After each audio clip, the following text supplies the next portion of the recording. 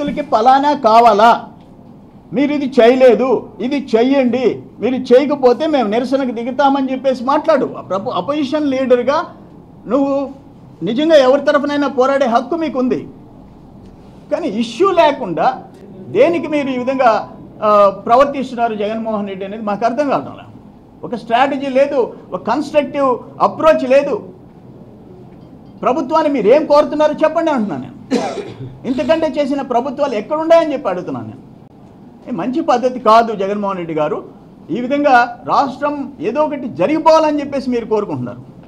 మామూలు సాధారణ పరిస్థితులు ఈ రాష్ట్రంలో ఉండకూడదు అనే ఏకైక లక్ష్యంతో మీరు ప్రవర్తిస్తూ ఉంటారు.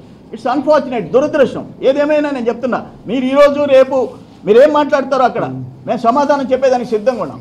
మీకేం కావాలో చెప్పండి నిర్దిష్టంగా, అంతేగాని మీ రాజకీయ ప్రయోజనాల కోసం ఈ రాష్ట్రానికి అసాంఘిక శక్తులు వచ్చి చొరబడి హింస ప్రేరేపించే పరిస్థితులు మాత్రం చేయొద్దని చెప్పేసి జగన్మోహన్ రెడ్డికి నేను విజ్ఞప్తి చేస్తూ ఉన్నాను.